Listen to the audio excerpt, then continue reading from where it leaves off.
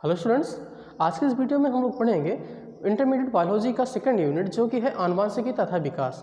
इससे पहले first unit में हम लोगों ने पढ़ लिया है जीवों में जनन, मानव जनन के बारे में, पुष्पों में जनन के बारे में और जनन स्वास्थ्य, सारी चीज़ें हमने कवर कर ली हैं। आशा करते हैं सारी चीज़ें आपको समझ भी आई होंगी।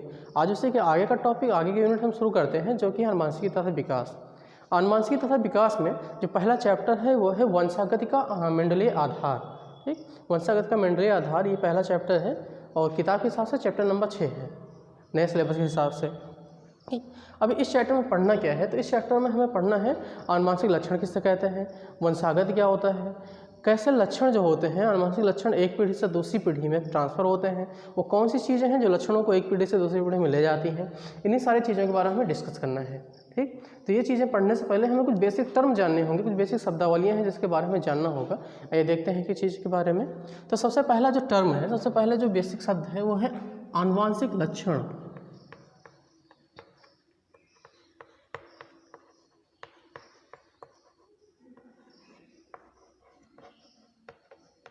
या इसे हम कहते हैं जेनेटिक कैरेक्टर।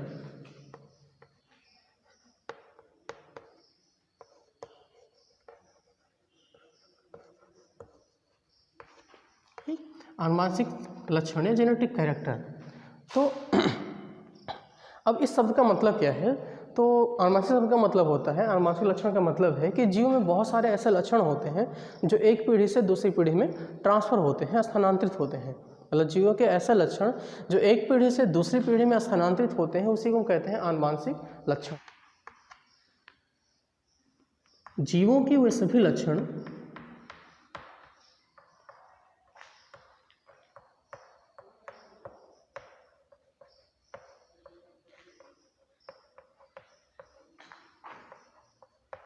जो पीढ़ी दर पीढ़ी या एक पीढ़ी से दूसरी पीढ़ी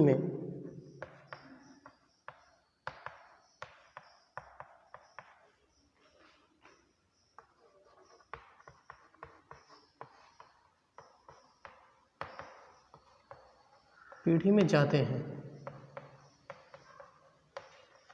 ठीक, मतलब किसी भी जीव के वो सारे लक्षण जो उसके माता पिता से उनके संतानों में जाते हैं, एक पीढ़ी से दूसरी पीढ़ी में जाते हैं, उसी को हम कहते हैं आनुवंशिक लक्षण या जेनेटिक कैरेक्टर। इसी को हम वंशागत लक्षण भी कहते हैं। ठीक, आनुवंशिक कैरेक्टर या वंशागत लक्षण। अब दूसरा है आनुवंशिकता।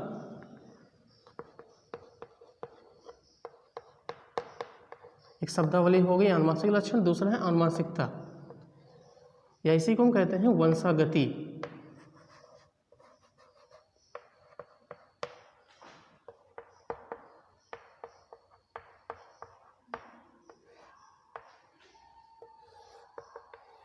गति।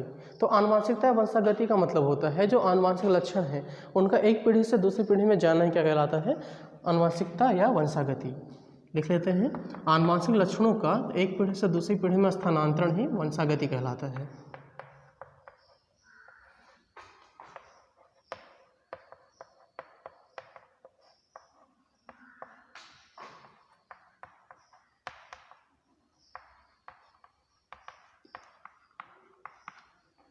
आनुवंशिक लक्षणों का एक पीढ़ी से दूसरी पीढ़ी में स्थानांतरण।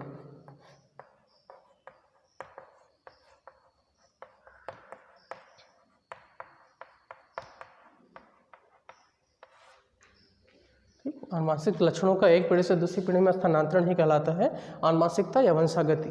या और साधारण शब्दों में हम कह सकते हैं कि माता पिता से लक्षणों का उनके बच्चों में पहुंचने की प्रक्रिया क्या कहलाती है, आनुवंशिकता कहलाती है। किसी भी जनक से उनके जब बच्चों में लक्षण ट्रांसफ़र होते हैं तो उसे कहते हैं आनुवंशिकता या वंशागति।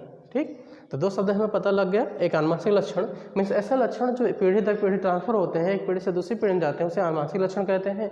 और इन्हीं लक्षणों का अगली पीढ़ी में पहुंचने की क्रिया को क्या कहते हैं, आनुवंशिकता या वंशागति।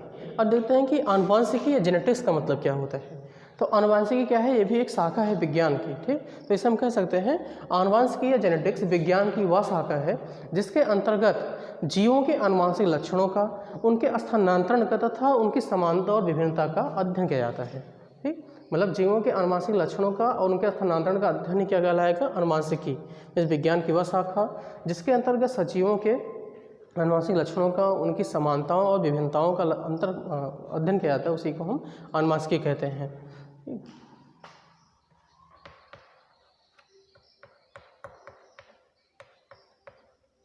आनुवांशिक लक्षणों, समानताओं और विभिन्नताओं का अध्ययन।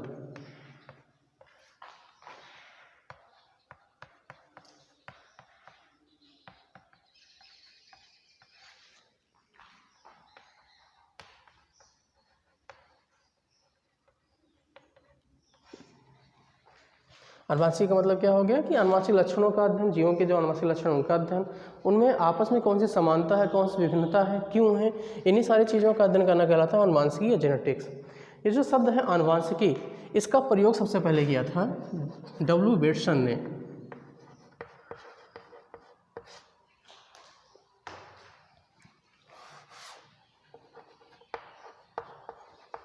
आनुवांशिकी शब्द का प्रयोग सबसे पहले किया था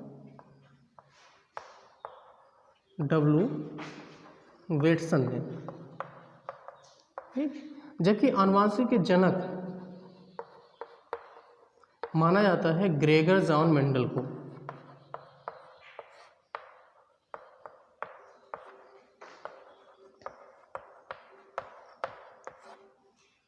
कंफर्म हो इतना? फिर से देखते हैं। आनुवांशिकी जीव विज्ञान की वह शाखा है जिसके अंतर्गत आनुवांशिक लक्षणों का उनके स्थानांतरण का तथा जीवों की समानता और विभिन्नता का अध्ययन करते हैं। आनुवांशिकी शब्द का प्रयोग सबसे पहले किया था किसने? डब्ल्यू बेटसन नाम के वैज्ञानिक ने, ठीक। आनुवांशिकी का जो शुरुआत किया था इसे किया था ग्रेगर जॉन मेंडल ने, इसलिए इन्हें क्या कहते हैं? आनुवांशिकी का जनक या फादर ऑफ जेनेटिक्स, ठीक। ये तो हो गया आनुवांशिकी। अब इसके अलावा एक चीज़ और हमें देखना है, विभिन्नता क्या होता है। देखते हैं विभिन्नता का मतलब। तो विभिन्नता का मतलब होता है कि लैंगिक जनन करने वाले दो जीव परस्पर समान नहीं होते हैं, उनमें कुछ ना कुछ अंतर पाया जाता है, इसी को हम कहते हैं विभिन्नता। तो जीवों में पाए जाने वाले अंतर को ही हम क्या कहते हैं? विभिन्नता कहते हैं।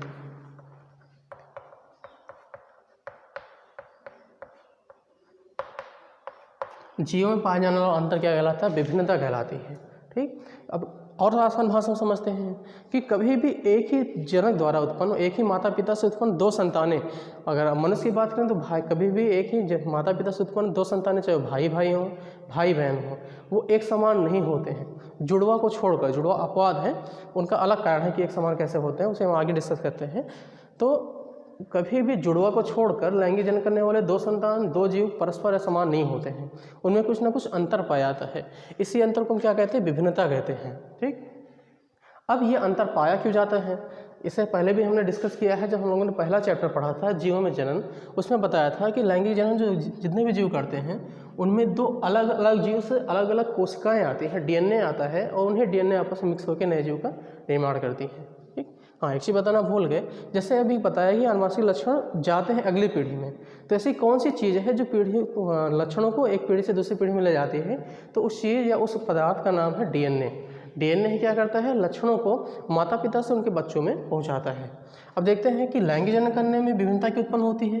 जैसे मान लेते हैं दो जीव हैं, नर और मादा, तो नर में क्या होगा? नर युग्मक बनेगा और मादा में मादा युग्मक।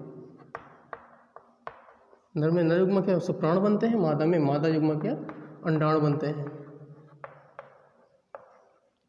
और इन दोनों में निषेचन होगा। निषेचन के फलस्वरूप नया जीव या पहली कोशिका बनेगी, इसे हम कहते हैं युग्मनज। इसी युग्मनज से विकास होकर नए जीव का निर्माण होगा। हमेशा लैंगिक जनन में यही होता है। अब क्या होगा कि इसमें नर में नर का डीएनए होगा, मादा में मादा का डीएनए, और हर डीएनए में लक्षण अलग अलग होते हैं, कभी भी डीएनए जैसा नहीं होता। डीएनए ही निर्धारित करता है कि हमारे लक्षण, हमारे शरीर के जितने भी लक्षण हैं वो कौन से होंगे, कौन से नहीं होंगे। अगर हमारी लंबाई ज़्यादा है, कम है, तो किस पर डिपेंड करता है? ये डीएनए पर डिपेंड करता है। यही निर्धारित करता है कि लक्षण कैसे एक पीढ़ी से दूसरी पीढ़ी में ट्रांसफर होते हैं, कौन कौन से लक्षण दिखाई देंगे, ठीक। अब मान लेते हैं कि अगर युग्मक की बात करेंगे तो इसमें 23 डीएनए होगा, 23 गुणसूत्र होंगे इसमें और 23 इसमें, और इसमें कितने हो जाएंगे? 46 गुणसूत्र हो जाएंगे। मतलब आधा डीएनए इसे नर से, पिता से मिल रहा है, आधा डीएनए इसे माता से मिल रहा है। और जब बच्चे में आएगा तो इसमें दोनों नए नए डीएनए मिलकर एक नए डीएनए का निर्माण कर देंगे। माता पिता का डीएनए मिलकर नए डीएनए का निर्माण करेगा, और जब नया डीएनए बनेगा तो लक्षण भी हमेशा क्या होंगे? पुराने वाले से अलग होगा। मतलब पूरी तरह अपने जनक के समान नहीं होगा, वो हमेशा क्या होगा? जनक से अलग होगा, ठीक। इसलिए विभिन्नता इसी प्रकार उत्पन्न होती है लैंगिक जनन में, क्योंकि अलग अलग जीव से डीएनए आता है और वो डीएनए मिलकर नए लक्षणों का निर्माण करता है। इसलिए हमेशा जनक अपने बच्चों से, बच्चे अपने जनक से हमेशा डिफर होते हैं, अलग होते हैं। ठीक, ये तो हो गया लैंगिक जनन करने में विभिन्नता उत्पन्न होती है, जबकि अलैंगिक जनन करने वाले जिनमें विभिन्नता नहीं होती। उदाहरण के रूप में जैसे कि जैसे कि मान लेते हैं अमीबा है। ठीक, अमीबा में क्या होगा, अलैंगिक जनन होगा। उसमें क्या होता है, ये जो कोशिका है ये 2 भागों में डिवाइड हो जाती है और दोनों नए जीवों का निर्माण कर लेंगे। अब इसमें एक ही डीएनए मान लेते हैं, एक ही डीएनए रहा होगा। ये डीएनए मतलब जब इसमें विभाजन होगा तो ये डीएनए का कुछ भाग इसमें चला जाएगा, कुछ भाग इसमें चला जाएगा। एक ही डीएनए 2 जीवों में गया है और सेम डीएनए है, उसमें डीएनए में कोई बदलाव नहीं हुआ, इसलिए पूरी तरह अपने पैतृक के समान होंगे। जबकि इसमें क्या होता है, डीएनए नया बन जाता है, दोनों के मिलने से, 2 डीएनए के मिलने से नया डीएनए बना, इसमें लक्षण अलग हो गए, तो इसी कहते हैं विभिन्नता। जीव में जो अंतर पाया जाता है इसी को विभिन्नता कहते हैं। अगला टॉपिक है मेंडलवाद या मेंडलिज्म। ठीक, अब मेंडलवाद या मेंडलिज्म क्या है, तो मेंडल ने सबसे पहले क्या किया था कि कुछ सिद्धांत बनाए थे आनुवंशिकी पर उन्होंने कुछ प्रयोग किया था और कुछ सिद्धांत बनाए थे, कुछ नियम बनाए थे, तो उन्हीं नियमों को हम क्या कहते हैं, मेंडलवाद कहते हैं। अभी आगे डिस्कस करते हैं कौन कौन से नियम हैं। ठीक, तो क्योंकि सबसे पहले इन्होंने शुरुआत की थी आनुवंशिकी के बारे में, कुछ प्रयोग किए थे, इसलिए इन्हें क्या कहा जाता है, आनुवंशिकी का जनक कहा जाता है। ग्रेगर जॉन, इनका पूरा नाम था सर ग्रेगर जॉन मेंडल।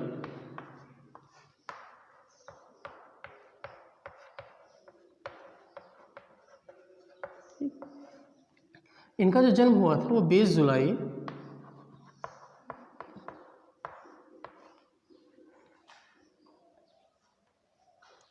1822 ईस्वी में ऑस्ट्रिया एक देश है, ऑस्ट्रिया के सिलिसिया नामक गांव में हुआ था।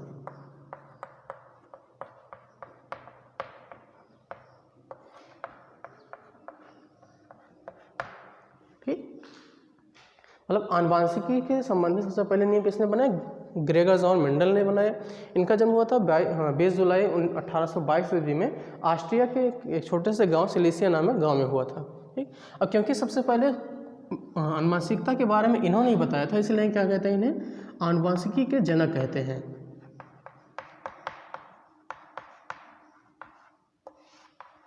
Father of genetics.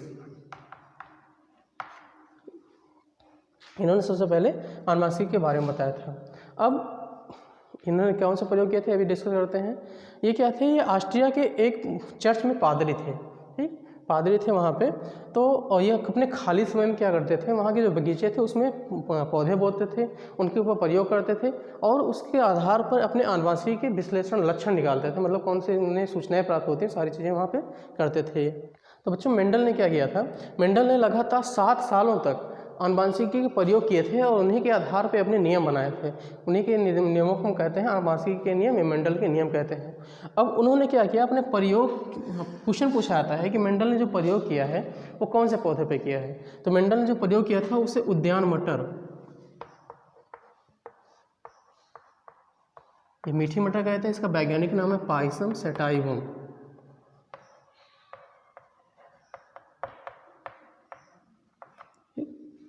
मेंडल ने अपना जो प्रयोग किया था वो समझ क्या किया था, सभी उद्यान मटर या पाइजम सटाइवम के पौधे पर किया था। ये हमको क्वेश्चन पूछा जाता है, मेंडल ने अपने आनुवंशिकी प्रयोग कौन से पौधे पर किए थे, तो पाइजम सटाइवम या उद्यान मटर पे किया था। अब उन्होंने इसे पौधे ही क्यों चुना, मतलब उन्होंने अगर प्रयोग किया तो सिर्फ मटर पर ही क्यों किया, तो उसके भी कुछ कारण थे। आइए डिस्कस करते हैं उसके बारे में। आइए देखते हैं कि मेंडल ने जब मटर के पौधों का चुनाव किया तो उसके कारण क्या थे। तो इसे हम पढ़ेंगे प्रायोगिक पदार्थ का चयन, मतलब उन्होंने अपने प्रयोग के लिए किस पदार्थ का चयन किया, तो है उद्यान मटर या पाइजम सेटाइवम। उन्होंने अपने प्रयोगों के लिए उद्यान मटर या पाइजम सेटाइवम को चुनाव किया। क्यों किया ये देखते हैं। अब सबसे पहला टॉपिक क्या है कि कारण क्या है कि ये 1 वर्षीय होता है, साकीय होता है। 1 वर्षीय का मतलब इसका जो जन्म, मतलब इसका जो लाइफ टाइम है, जो जीवन काल है, 1 साल के अंदर इसके पूरा पौधा तैयार होगा, फसल लग जाएगी। ठीक, मतलब 1 ही साल के अंदर, 1 ही वर्ष के अंदर समस्त इसकी क्रियाएं पूरी हो जाती हैं। साकीय होता है, साकीय होने के कारण साकीय में छोटा पौधा होता है, इसलिए रखरखाव काफ़ी आसान होता है। 1 वर्ष में के अंदर उग आता है, तो कम समय में अधिक से अधिक हम पौधों का अध्ययन कर सकते हैं। ठीक, दूसरा है कि उगाना आसान है, इसे कहीं से पर भी आसानी से उगा सकते हैं। तीसरा, एक पौधा द्विलिंगी होता है। द्विलिंगी मतलब कि इसमें नर भाग और मादा भाग एक ही पौधे में, एक ही फूल में होते हैं। नर व मादा भाग एक ही फूल में होते हैं, इकट्ठा होता है। ठीक, द्विलिंगी पौधा होता है। तो द्विलिंगी होने के कारण इसमें क्या होगा, प्राकृतिक रूप से सिर्फ स्वपरागण ही होता है। अगर जितने भी पौधे द्विलिंगी उसमें अधिकांशतः प्राकृतिक रूप से क्या होगा, स्वपरागण ही होगा। स्वपरागण का मतलब कि उसी फूल का पुंकेश परागकण वहीं पर ही उसी फूल के वर्तिकाग्र पर चला जाएगा। अब इससे क्या होता है, स्वपरागण होने से क्या होता है, जब स्वपरागण होगा तो लक्षण हमेशा क्या होता है, शुद्ध बने रहते हैं। इसे यहाँ लिख दिया गया है। स्वपरागण होने से, क्योंकि हमेशा स्वपरागण ही होगा, अपने ही पौधे से परागण होगा, तो हमेशा लक्षण क्या होंगे, शुद्ध होंगे। अब स्वपरागण होता है प्राकृतिक रूप से, लेकिन अगर हम पर परागण कराना चाहेंगे तो पर परागण भी बहुत आसान होता है, इसलिए मेंडल ने इसका चुनाव किया था। इसके अलावा अनेक विपरीत लक्षण मिल जाते हैं। विपरीत मीन्स विपरीत लक्षण। मटर के पौधे में बहुत सारे विपरीत लक्षण हैं। जैसे विपरीत का मतलब कि हो गया, अगर मान लेते हैं कि एक पौधा छोटा है, बौना है, तो इसका विपरीत लक्षण भी मौजूद है। अगला पौधा बहुत लंबा होगा, ठीक। अब अगर हम फल की बात करें कि फली की, दाने की, तो कुछ दाने इसमें गोल होते हैं, वहीं जबकि विपरीत क्या है, कुछ दाने झुर्रीदार होते हैं। अगर कलर की बात करें तो कलर में कुछ हरा होता है, जबकि उसके ठीक विपरीत क्या होते हैं, पीला होते हैं। मतलब इसमें अनेक विपरीत लक्षण भी होते हैं, जिससे संकरण कराने में आसानी भी होती है और उससे रिजल्ट भी बहुत आसानी से, बहुत ही सटीक मिल जाता है, ठीक। तो ये प्रमुख लक्षण हो गए, लक्षण शुद्ध बने रहते हैं। फिर से डिस्कस करते हैं। पौधा एक वर्षीय शाकीय होता है, जिसके कारण बहुत कम समय में अधिक से अधिक पौधों का अध्ययन कर सकते हैं। शाकीय होने के कारण रखरखाव आसान होता है और इन्हें उगाना भी आसान होता है। अगला है पौधा द्विलिंगी होता है, मतलब नर और मादा दोनों एक ही पौधे में पाए जाते हैं, एक ही पौधे में पाए जाएंगे। इसके कारण इनमें प्राकृतिक रूप से स्वपरागण बहुत आसान हो जाता है। प्राकृतिक रूप से स्वपरागण ही होता है। स्वपरागण होगा, इससे लक्षण हमेशा क्या रहते हैं, शुद्ध बने रहते हैं, ठीक। स्वपरागण होने के साथ साथ ही इसमें पर परागण भी बहुत आसान होता है। और इसके अलावा लास्ट है कि इसमें बहुत सारे विपरीत लक्षण पाए जाते हैं। विपरीत लक्षणों के कई प्रकार के पौधे होते हैं। अब उदाहरण के रूप में, जैसे अगर मटर का एक पौधा छोटा है तो उसका विपरीत लक्षण लंबा भी मौजूद है। मटर के कुछ पौधे की अगर फली जो है वो हरे रंग की है तो उसके विपरीत कुछ उसमें पीले रंग के भी हैं। अगर बीज गोल है तो उसके विपरीत लक्षण झुर्रीदार भी मौजूद है। वहीं अगर कुछ फूल जो हैं वो कक्षस्थ हैं तो उसके विपरीत कुछ फूल अग्रस्त भी हैं। तो ये सारे प्रमुख लक्षण हैं, प्रमुख कारण थे, जिसके आधार पर मेंडल ने क्या किया, मटर के पौधे का चुनाव किया, ठीक। इसके आधार पर उन्होंने बहुत ही सटीक जानकारी, बहुत ही सटीक निष्कर्ष निकाले थे और उन्हीं को अपने प्रयोगों में। अगला देखना है हमें कि मेंडल ने कौन कौन से लक्षणों का चुनाव किया था। क्वेश्चन पूछा जाता है बोर्ड एग्जाम में कि मेंडल ने अपने प्रयोगों के लिए कौन कौन से लक्षणों का चुनाव किया था। तो मेंडल ने कुल मिला के 7 जोड़ी विपरीत लक्षणों का चुनाव किया था मटर के पौधे में, ठीक। 7 जोड़ी विपरीत लक्षण चुने थे। अब विपरीत लक्षण में जो एक दूसरे के जस्ट अपोजिट हो। अब ये देखते हैं एक एक के बारे में, लक्षण कौन सा है, कौन सा प्रभावी है, कौन सा अप्रभावी। अब यहाँ 2 शब्द हमने नए लिखे हुए हैं, एक प्रभावी और दूसरा अप्रभावी। तो प्रभावी का मतलब होता है, अभी आगे डिस्कस करेंगे इसे डिटेल में, भी इतना जान लेते हैं कि प्रभावी का मतलब होता है कि ऐसा लक्षण जो पीढ़ी में, पहली पीढ़ी में, दूसरी पीढ़ी में, किसी भी पीढ़ी में जो दिखाई पड़ते हैं, जो लक्षण प्रदर्शित होते हैं उसे हम प्रभावी लक्षण कहते हैं। जबकि जो लक्षण नहीं प्रदर्शित होते, जो नहीं दिखाई पड़ते, उसे हम अप्रभावी कहते हैं, ठीक। जैसे कि अब एक एग्जाम्पल के रूप में, अगर हम लाल रंग और सफ़ेद रंग को मिलाएंगे तो 2 रंग हुआ अभी हमारे पास, एक लाल और दूसरा सफ़ेद, ठीक। अब दोनों को मिला देंगे तो कौन सा रंग तैयार होगा, गुलाबी रंग तैयार होगा, जिसमें कौन सा रंग की अधिकता मालूम पड़ेगी, तो हमें उसमें लाल रंग की अधिकता मालूम पड़ी, मतलब लाल रंग उसमें हावी हो गया, सफ़ेद रंग छुप गया उसमें। तो जो सफ़ेद रंग होगा वो अप्रभावी होगा और लाल रंग क्या होगा, प्रभावी होगा। तो मतलब यही है कि अगर जो लक्षण दिखाई पड़ रहे हैं वो प्रभावी होंगे, जो नहीं दिखाई पड़ते वो अप्रभावी होंगे। अब आइए एक एक लक्षण के बारे में डिटेल में जानते हैं। तो सबसे पहला लक्षण है कि बीज की आकृति। मेंडल ने सबसे पहला लक्षण क्या चुना, बीज की आकृति। बीज की आकृति में उन्होंने 2 प्रकार के बीज चुने अपने प्रयोगों के लिए। एक गोल बीज वाले पौधे चुने, राउंड बीज वाले, और दूसरे झुर्रीदार या रिंकल्ड कहते हैं, ठीक। तो मेंडल ने बीज की आकृति चुनी जिसमें प्रभावी लक्षण गोल था, अप्रभावी झुर्रीदार था। दूसरा लक्षण था बीज का रंग, ठीक, जिसमें बीज के रंग में प्रभावी जो लक्षण था वो पीला येलो था और हरा ग्रीन अप्रभावी था, ठीक। बीज के रंग में पीला प्रभावी, हरा अप्रभावी। पौधे की लंबाई में जो तीसरा लक्षण पौधे की लंबाई, तो 2 प्रकार का पौधा चुना, एक लंबा पौधा टॉल और दूसरा पौधा कैसा था, बौना, ड्रॉफ कहते हैं उसे, ठीक। अगला है पुष्प का रंग, फूल का रंग चुना, तो लाल फूल वाले पौधे चुने और सफ़ेद फूल वाले, जिसमें लाल प्रभावी था और सफ़ेद अप्रभावी। फली का आकृति चुना, जो उसकी फल होती है जिसे हम साधारण भाषा में छीमी कहते हैं, उसका जो आकृति चुना वो था फूली हुई। एक फली थी जो फूली हुई थी, इन्फ्लेटेड थी, दूसरी पिचकी हुई थी, ठीक, कॉन्स्ट्रक्टेड थी। फूली फली चुना और पिचकी फली, तो फूली हुई प्रभावी, पिचकी हुई अप्रभावी। अगला है फली का रंग। फली किस प्रकार का था, तो फली का रंग हरा और पीला, 2 प्रकार के पौधे चुने, इसमें हरा फली था और पीला फली था। तो हरा वाला प्रभावी, पीला वाला अप्रभावी। और लास्ट है पुष्प की स्थिति, 7वां लक्षण था पुष्प की स्थिति। मतलब पुष्प की स्थिति क्या है, तो एक है कक्षस्थ और दूसरा था अग्रस्थ। अब कक्षस्थ का मतलब होता है कुछ पौधे ऐसे होते हैं जिनमें फूल जो होता है उनकी बगल की शाखाओं से, कक्षाओं से निकलती हैं, उसे हम कहते हैं कक्षस्थ। और कुछ पौधे ऐसे होते हैं उनमें फूल जो होता है एकदम अग्र सिरे पर, ठीक, शाखाओं के अग्र सिरे पर निकलते हैं, उसे कहते हैं अग्रस्थ। टर्मिनल कहते हैं अग्रस्थ को, कक्षस्थ कहते हैं ऑक्सिलरी, ठीक। तो 7 प्रकार के लक्षण हैं, बीज की आकृति, बीज का रंग, पौधे की लंबाई, पुष्प का रंग, पुष्प की आकृति, पुष्प का रंग, फली की आकृति, फली का रंग और पुष्प की स्थिति। ये 7 लक्षण हैं। इन्हीं के बेस पर उन्होंने क्या किया, अपने सारे नियमों का उल्लेख किया है। और इसमें में से कुछ प्रभावी लक्षण थे, कुछ अप्रभावी लक्षण थे, ठीक। तो ये हो गया मेंडल द्वारा चुने गए 7 लक्षण और उनमें कौन से प्रभावी हैं, कौन से अप्रभावी हैं। आज की वीडियो में बस इतना ही। आज की वीडियो में हमने पढ़ा है अनुवांशिकी के कुछ बेसिक के बारे में, ठीक। अब अगली वीडियो में हम आपको बताएंगे कि मेंडल के नियम कौन कौन से हैं, कौन कौन से संकरण प्रयोग हैं, उन्होंने उस प्रयोगों के आधार पर कौन कौन से नियम हैं, कैसे लक्षण पीढ़ी दर पीढ़ी ट्रांसफर होते हैं, कौन से प्रभावी लक्षण होते हैं, कौन से अप्रभावी, ये सारी चीज़ें हम आपको अगली वीडियो में डिस्कस करते हैं। तो आज की वीडियो में बस इतना ही। मिलते हैं आपसे अगले वीडियो में। Have a nice day.